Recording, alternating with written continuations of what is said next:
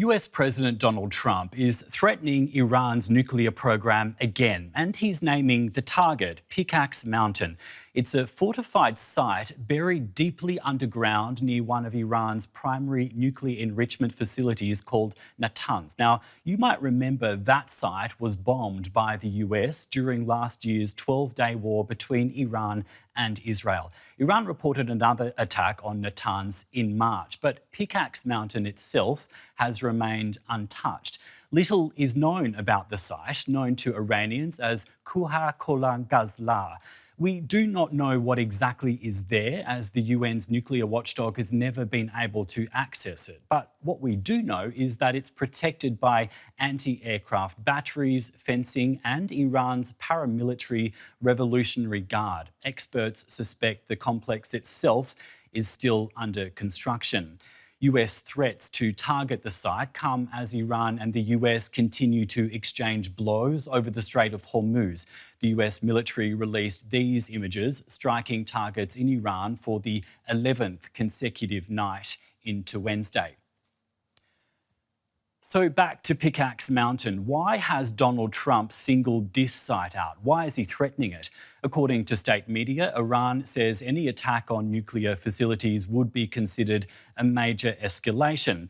Experts say the size of the construction project at Pickaxe indicates that Iran will likely be able to use the facility to enrich uranium as well as to build centrifuges. Donald Trump was asked about this yesterday. We'll be hitting that area probably pretty soon, and there's not a thing they can do about it. Normally I wouldn't say that. If I thought they could do something about it, I would never say that. But we'll be hitting that area pretty soon, and very heavily. More on this now with Laura Rockwood, a former senior lawyer with the International Atomic Energy Agency and currently senior fellow at the Vienna Center for Disarmament and Non-Proliferation. It's great to have you with us today, Laura. Hi there. Thank you very much, and hello to you. Hi. Tell us, why do you think Donald Trump has named Pickaxe Mountain as a site that he wants to attack soon? I think for two reasons. I think it's one of the few sites that seem to be connected to the nuclear program that has not yet been targeted, or let's say not yet been hit.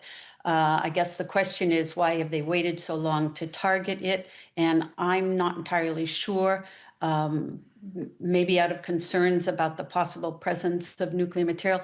But I think he was also urged by the Israeli government to take out the facility because of the fear that, first, they might have put some of their enriched uranium there, and secondly, that they might use this later on for enrichment capability once they have manufactured and assembled new centrifuges.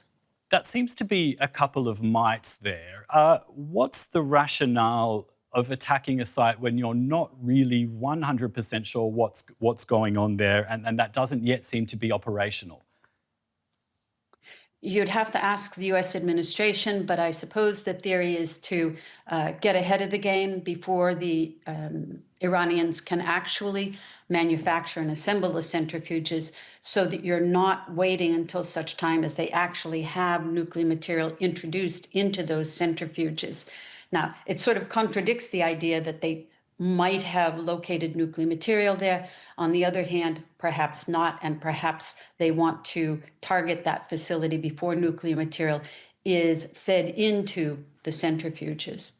And do you think that this could signal a shift in US strategy from trying to disable Iran's known nuclear infrastructure to, I guess, conducting preemptive strikes against any site suspected of nuclear activity? Unless I'm mistaken, I believe there have been more than just nuclear facilities that have been struck. Now, that may have been by Israel and not by the United States.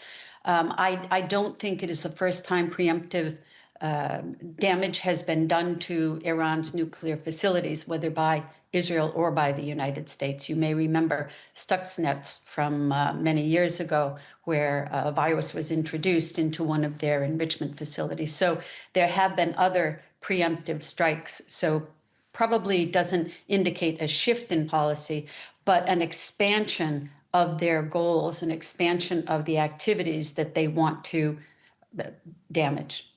Understand. Now, could you just perhaps explain for our audience how this facility that's believed to be under construction at Pickaxe Mountain, how this could help serve the broader nuclear program in Iran? So Iran already announced the existence of this facility back in 2020. They described it as a facility for the assembly and manufacture and assembly of centrifuges. Now, the concern is that this facility, this installation, which seems to be quite large, potentially quite large, could serve other purposes. It could serve as a facility for the actual enrichment of uranium, not just the production of the centrifuges. It could be used to conceal other activities, whether it's civilian nuclear program or conceivably a military weapons related program.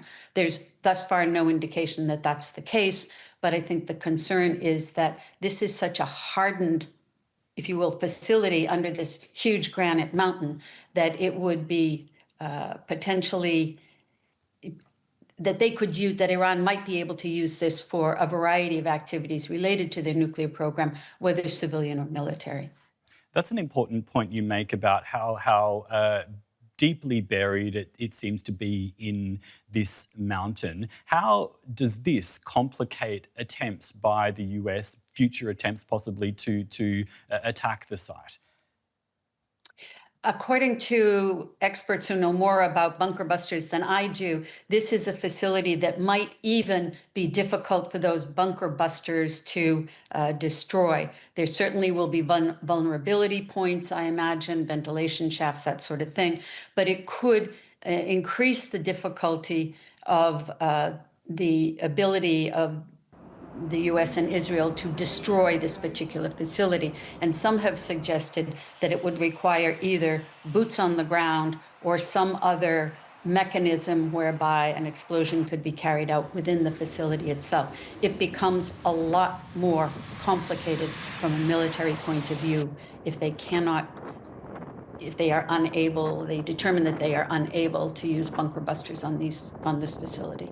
It doesn't appear yet that Donald Trump is prepared to go as far as boots on the ground. I wanted to ask you, though, about some comments from the IAEA, which you were with before your current role. The chief, Rafael Grossi, warned back in March that airstrikes can't eliminate Iran's nuclear program completely. So why then do you think the US wants to continue to persist with this?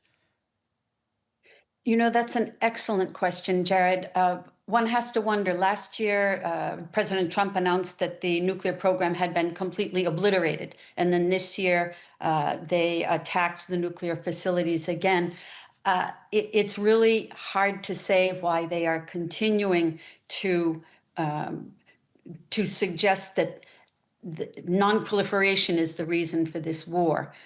If in fact, their activities have been effectively obliterated, if you will. But Raphael is right. There's no way you can bomb this kind of a program, civilian or otherwise, out of existence. You have a very technologically capable government with very capable scientists, and it's just not feasible to destroy it. In my view, the only sensible way out of this, the only effective way out of this is a diplomatic solution. IAEA inspectors did have access to Iranian nuclear facilities until last June before joint Israeli and US airstrikes against some of the nuclear facilities. What was the last thing that the IAEA knew about Iranian nuclear capabilities? It had a fairly extensive knowledge about all of there are 22 declared nuclear facilities, including all three of the operational enrichment facilities, Esfahan, Natanz, and Fordo. They knew the quantities of nuclear material that Iran possessed, that they had stockpiled. They knew where that material was. They even had received information from the Iranian government that there was an additional enrichment facility that was going to be built.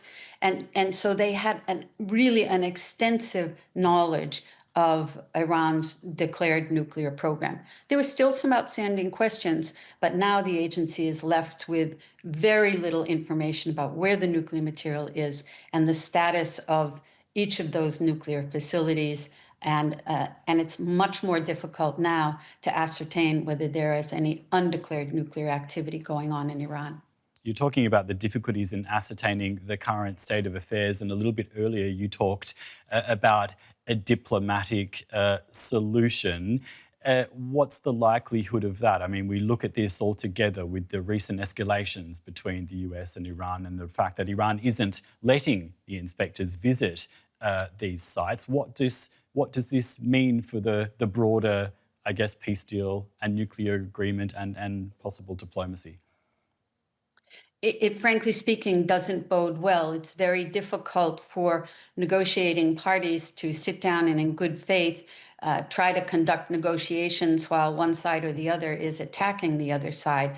I think there needs to be, again, a ceasefire and a real legitimate effort to reach agreement on this whole situation, including the Strait of Hormuz, but frankly, as importantly, Iran's nuclear program. And part of that deal must be to get the IAEA inspectors back in. Right now, prospects look pretty dim, but you have to keep trying. You just have to keep trying. I wanted to ask you one final question about what we're talking about, and that is Pickaxe Mountain, this underground site. Iran has always insisted that its nuclear program is peaceful, but does the existence of a facility built to be harder to destroy undercut that position?